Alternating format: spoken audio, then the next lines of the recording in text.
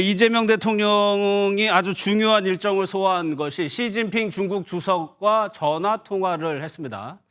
어떤 내용을 가지고 통화를 했는지 대통령실 브리핑 한번 좀 들어보겠습니다.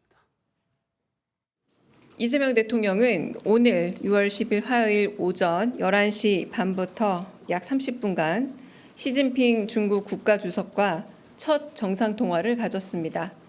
두 정상은 우리 새 정부의 출범을 계기로 새로운 한중 관계를 만들어 나가기 위해 제반 분야에서 긴밀한 소통을 계속해 나가기로 했습니다. 이재명 대통령의 실용 외교의 성공 여부는 아마 중국과의 관계 설정이 될 가능성이 있습니다. 먼저 김근실 시장님께 이 부분 하나 여쭤봐요. 프로토콜, 의전의 프로토콜이요. 어떤 나라의 정상하고 어떤 순서대로 통화를 하느냐. 그리고 보면은 20분, 25분, 30분. 오늘 시진핑 주석이 가장 길었거든요. 네. 이게 어떤 의미가 있습니까? 글쎄 저는 순서는 지금 이재명 대통령이 잘 잡고 있다고 저는 생각을 합니다. 예.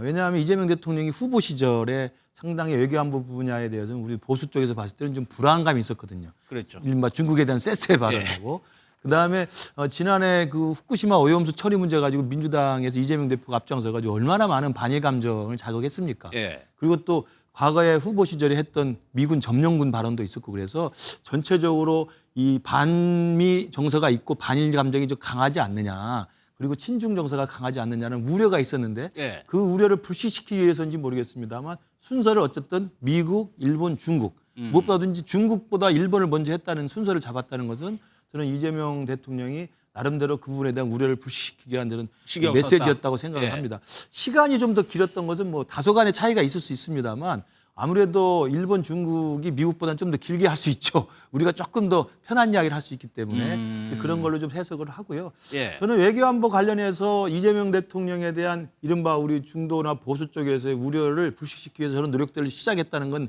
긍정적으로 평가를 합니다. 그리고 예. 또 하나는 G7 회의에 나가겠다고 한 것도 저는 긍정적으로 평가를 일단 해주고 싶습니다. 예. 왜냐하면 G7 회의를 대통령 취임하자마자 사실은 정비가 되지도 않은 상황에서 다자 무대에 간다는 것은 쉬운 결정은 아니거든요.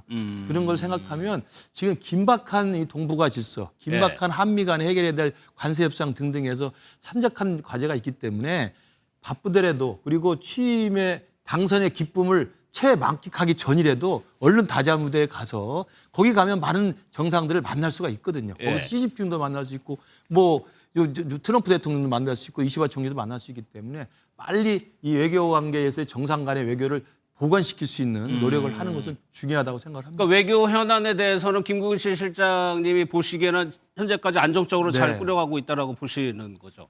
그러니까 중국과의 관계에 대해서 미국도 아마 예의주시할 겁니다. 취임 인사말에서 중국을 꺼내는 게 아주 이례적으로 중국을 꺼냈거든요. 근데 오늘 통화에 대해서 중국 관영 언론들이 먼저 이거를 보도를 했는데 어떤 내용을 얘기했냐면 더 높은 수준으로 발전해야 된다고 얘기를 했으니까는 중국 쪽에서는 한중 관계에 대해서 미래지향적으로 발전이라는 데 좀 방점을 찍고 있는데 이 부분은 미국이 경계하는 부분이잖아요.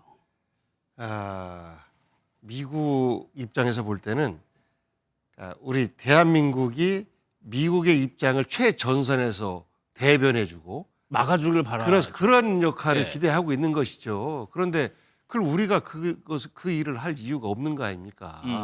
안보상으로는 물론 저희가 일종의 접경 지역이나 마찬가지지 않습니까? 미국 입장에서 볼 때 예. 그쪽 진영, 우리 진영에서 볼 때 그 역할을 다 하지만 경제적으로 볼 때 우리가 그 역할을 스스로 자임할 이유는 없는 거 아닙니까? 미국과 중국의 지금 충돌의 본질은 경제 싸움이에요. 예. 그 경제 싸움에서 우리는 특별히 어느 손을 들을 이유가 전혀 없다. 오로지 우리 대한민국에게 유리하냐 불리하냐 중심으로 판단을 해야 되는 것이고 예. 그것에 대해서 미국도 잘 알고 있을 겁니다.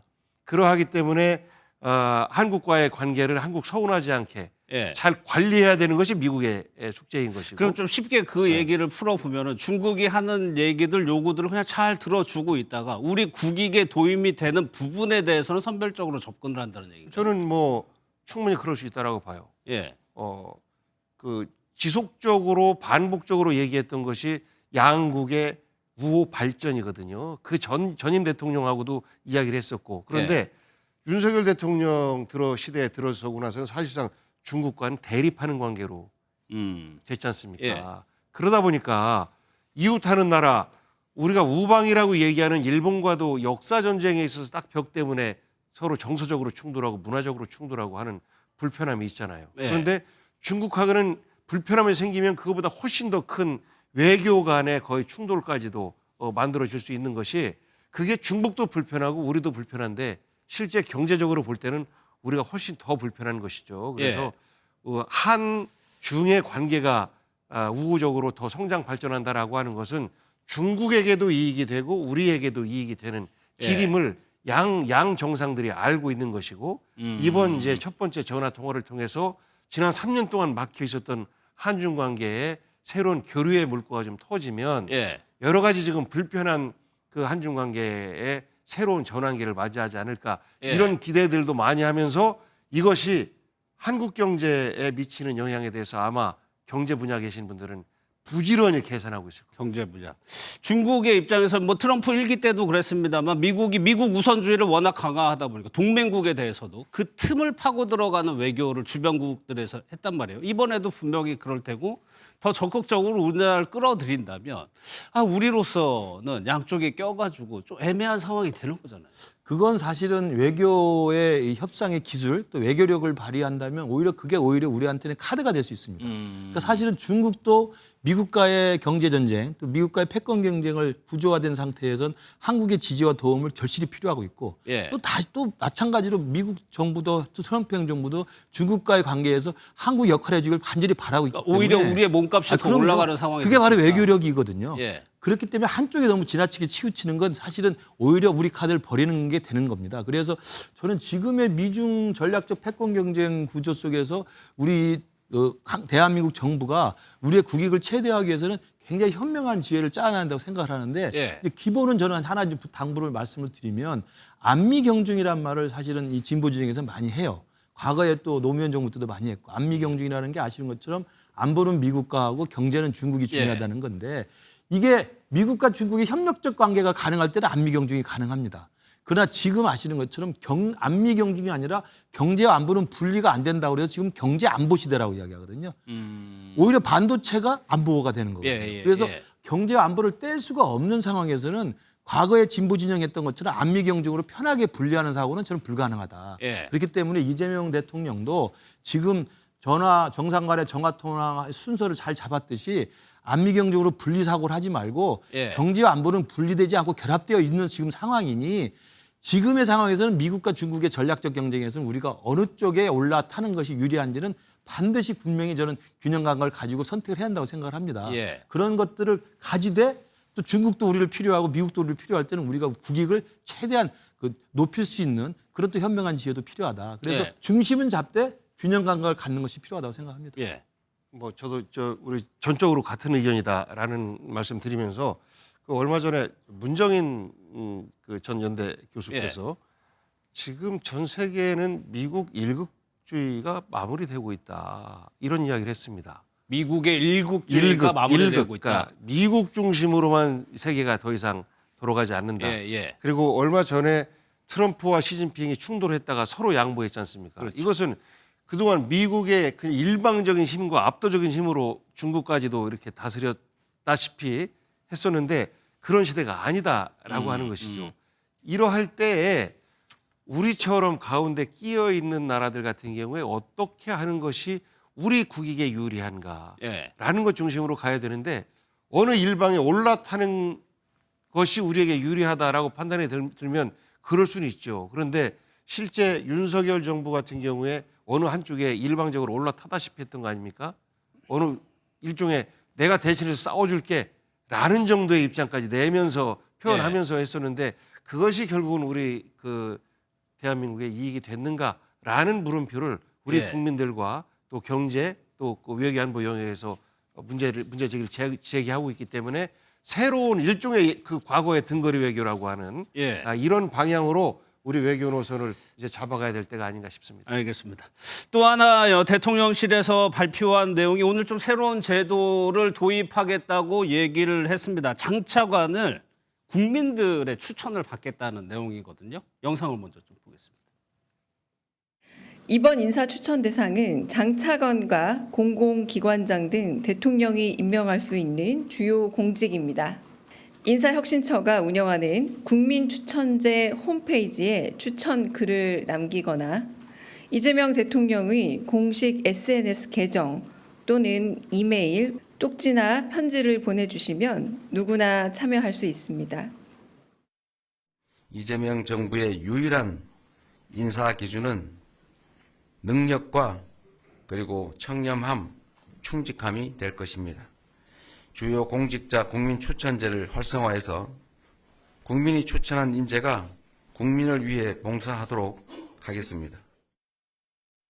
공통질문 드리기 전에 보기 없게 하나만 여쭤볼게요. 이런 비슷한 거를 총선 때, 민주당 저번 총선 때 인재 추천? 네. 이런 걸로 해가지고 한번 실시한 적이 예. 있습니까? 예. 어떻게 했던 거예요? 있었는데 실제 그 효과에 대해서는 영남 지역을 대상으로 해서는 저희가 주로 시행을 했었는데 일부 지역에 대해서. 예, 근데 이제 많은 인재들이 추천이 좀 덜 돼서 기대만큼 효과가 없었다. 이런 내부 평가는 있습니다. 하지만 그 시도 자체가 굉장히 좋았다. 예. 그러니까 인사를 추천하고 공천하는데 특정 정당의 주요 지도부의 전유물처럼 만들지 않고 예. 이것을 대중들과 함께 국민들과 함께 찾아나가려고 하는 그 시도와 노력 이 자체는 굉장히 높게 산다라는 평들을 자체적으로 했었고요. 예. 그러하기 때문에 이번에서도 장 차관을 비롯해서 앞으로 주요 기관의 기관장이나 이런 부분들에 대해서 그러니까 인재를 넓게 쓰기 위해서는 이재명 대통령의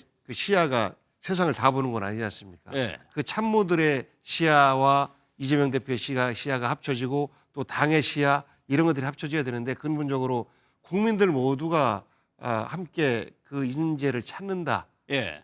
이렇게 생각해 보면 아무래도 넓게 더 인재를 중용할 수 있지 않을까 그런 취지에서 출발했다라고 보시면 됩니다. 그럼 공통질문을 바로 드려볼게요. 진짜 인재를 찾자고 이제 국민 추천제를 도입하겠다고 하는데 그 의미와 평가에 대해서 그러면 보견님 이게 그냥 단순하게 생각해 보면 국민들이 막 어느 한 집단에서 누구 한 명을 민다고 해가지고 그 사람이 되는 게 아니고 그냥 아이디어를 얻겠다는 차원인가요? 예를 들어서 A부터 B까지밖에 우리 스크린 안에는 안 들어왔어요. 그런데 C라는 사람이 국민의 시각으로 추천이 되면 이 사람은 누구지? 라고 비교해 볼 수 있는 거 아닙니까? 전혀 기대가 없었는데 능력과 이런 것들이 충분히 되시는 분이네? 예. 라고 하면 그 다음은 검증에 들어가 볼까? 라고 할 수 있는 거 아니겠습니까? 그렇기 때문에 실제 내가 좋아하는 나한테가 대통령 되는데 공을 세운 몇몇 사람들만 그 주요 요직에 앉히고 그 추천권을 독점하는 것이 그렇습니다. 아니고 이 사람들을 반복적으로 회전문 인사라고 우리가 그동안 비판해 왔지 않습니까? 자리 네. 바꿔가면서 계속해서 그 임명하고 그러면 정부 운영이 좁아질 수밖에 없고 반대파가 늘어날 수밖에 없고 비판의 거리는 더 늘어날 수밖에 없고 그런 거잖아요. 그래서 아이디어를 얻는다 작게 얘기하면 아이디어를 얻는다라고 이야기할 수도 있겠지만 넓게 보면 인재를 찾기 위한 눈을 더 넓게 갖겠다 예. 이런 의지의 표현인 것 같습니다. 그러니까 김근희 씨 이게 해보지 않은 제도이기 때문에 장관까지 국민들의 추천을 받는다. 이것이 실제로 효과를 발휘하기 위해서는 뭔가 좀 더 제도적으로 좀 보완이 돼야 될 것 같기도 하고요. 그러니까 이게 사실은 이제 좀 우려도 있고 예. 또 기대도 있을 수 있다고 봐요.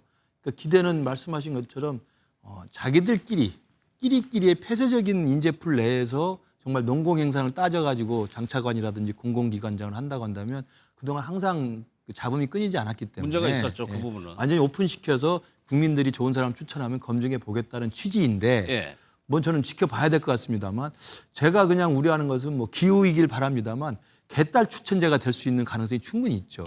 강성 지지자들이 맞습니다. 원하는 그렇기 걸. 때문에 제가 이제 정치학자로서 말씀드리면 이러한 정당 민주주의의 좋은 의지를 가지고 좋은 취지를 가지고 시행을 해도 항상 이것이 잘못되는 부작용이 이 소수의 과잉 대표 현상이거든요. 예. 전체적으로 소수인데 이 소수가 똘똘 뭉쳐가지고 여기저기 몰려다니면서 어떤 목소리를 내게 되면요. 이게 전부 큰 목소리로 확장이 돼버려요. 예. 그래서 저는 뭐 지금 민주당의 일극 체제도 마찬가지고 또 우리 쪽에도 뭐 그런 현상이 있습니다만은 그렇게 해서 국민 추천자라고 하는 것이 뭐 바쁜 일상에 바쁘고 생업에 바쁜 사람이 저걸 관심 있는 사람보다는 관심 없는 사람이 더 많지 않겠어요? 예. 그런데도 불구하고 저게 대부분의 사람들이 큰 의도를 가지고 몰려들어서 어떤 특정 인물을 추천하게 되면 이게 사실은 개딸 민심에 포획되는 수가 있기 때문에 예. 저는 그 소수의 과잉대표 현상이라고 하는 이 정치적인 딜레마를 얼마나 잘 이 용산 대통령실에서 잘 걸러낼 수 있느냐, 잘 예. 모니터링할 수 있느냐. 저는 그게 하나의 남은 과제라고 생각이 들고 그런 면에서 본다면 아까 말씀하신 지난 총선 때 인재 추천제도 결국 그런 문제였을 거라고 생각이 듭니다. 그래서 열성적으로 참여하고 정치에 참여하는 사람들의 그 문호를 개방하는 건 좋습니다만 이게 참여민주주의와 소수의 과잉대표 현상은 사실 종이 한 장 차이거든요. 그래서 그런 문제를 어떻게 잘 극복해낼 수 있는가를 예. 아마 대통령실에서 잘 고민해야 된다고 생각합니다. 또 하나 이거는 좀 소소하게 바뀌는 건데 SNS를 활용하는 것이 이제 브리핑룸이 대통령실 브리핑룸을 할 때 이걸 쌍방향으로 바꾼다는 겁니다. 예전에는 브리퍼에 대해서만 카메라가 비춰졌는데 이제는 질문하는 기자들도 이제 같이 비춘다는 것이 이것도 뭐 생각하기 나름입니다만 어떻게 보면 기자들 언론인으로서 좀 부담이 될 수도 있거든요. 좋아지는 거 아닌가요? 예. 어떤 점이요?